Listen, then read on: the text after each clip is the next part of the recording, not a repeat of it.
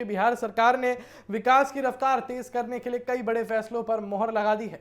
Cabinet बैठक में स्वास्थ्य, परिवहन और मत्स्य पालन से जुड़े 22 अहम प्रस्तावों को मंजूरी मिली है और सबसे बड़ा फैसला एम्स पटना के विस्तार और राज्य में रीजनल रैपिड ट्रांजिट सिस्टम यानी कि आरआरटीएस को लेकर किया गया है। अब आपको समझाते हैं कि पूरे बैठक के फैसले क्या हुए। बिहार सरकार की कैबिनेट बैठक में राज्य के विकास से जुड़े कई महत्वपूर्ण फैसले लिए गए। मुख्यमंत्री सम्राट चौधरी की अध्यक्षता में हुई बैठक में कुल 22 एजेंडों को मंजूरी दी गई और इनमें स्वास्थ्य सेवाओं को मजबूत करने, परिवहन नेटवर्क का विस्तार करने और मत्स्य पालन क्षेत्र को नई दिशा देने वाले फैसले शामिल हैं। सरकार का कहना है कि इन योजनाओं से आने वाले वर्षों में बिहार के विकास को नई गति मिलेगी। और सबसे बड़ा फैसला एम्स पटना के विस्तार को लेकर किया गया है। कैबिनेट ने दानापुर के भूसौला इलाके में 26.7 एकड़ अतिरिक्त भूमि के अधिग्रहण को मंजूरी दे दी है और इस परियोजना पर करीब 348.9 करोड़ रुपए जो है वो खर्च किए जाएंगे। अब सरकार का मानना है कि विस्तार के बाद मरीजों को बेहतर सुपर स्पेशलिटी स्वास्थ्य सेवाएं मिलेंगी, अस्पताल की क्षमता बढ़ेगी और चिकित्सा, शिक्षा और रिसर्च को भी नई मजबूती मिलेगी। कैबिनेट ने राज्य के परिवहन ढांचे को आधुनिक बनाने की दिशा में भी बड़ा कदम उठाया है।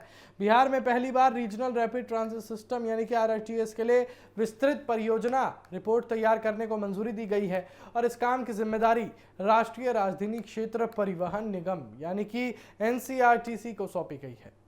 प्रस्तावित आरआरटीएस कॉरिडोर पटना को मुजफ्फरनगर, मुजफ्फरपुर और बेगूसराय और आरा और गया से जोड़ेंगे और अगर ये परियोजना तय समय पर पूरी होती है तो इन शहरों के बीच यात्रा का समय काफी कम हो जाएगा और सरकार का भी दावा है कि इससे उद्योग, व्यापार और रोजगार के अवसर भी बढ़ेंगे और लोगों को तेज, सुरक्षित और आधुनिक सार्वजनिक परिवहन की सुविधा मिल सकेगी।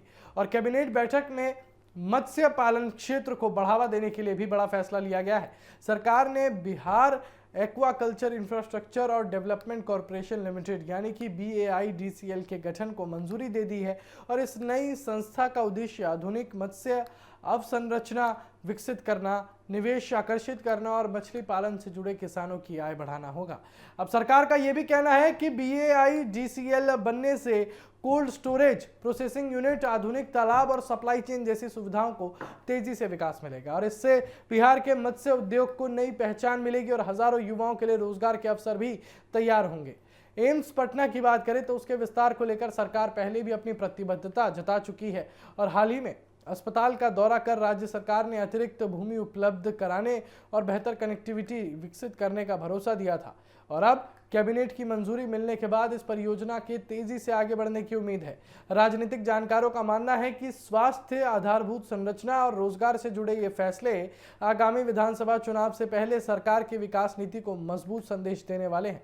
खासकर कि एम्स विस्तार और आरआरटीएस जैसी परियोजनाएं लंबे समय में राज्य की तस्वीर बदलने वाली योजनाओं के रूप में देखी जा रही हैं। फिलहाल कैबिनेट की मंजूरी के बाद अब सभी की नजर इन परियोजनाओं के क्रियान्वयन पर रहेंगी और अगर योजनाएं तय समय पर पूरी होती हैं तो बिहार के स्वास्थ्य, परिवहन और मत्स्य क्षेत्र में बड़े बदलाव देखने को मिल सकते हैं। सरकार का दावा है कि इन फैसलों का सीधा लाभ राज्य की करोड़ों जनता को मिलेगा और बिहार विकास की नई रफ्तार के साथ आगे बढ़ेगा।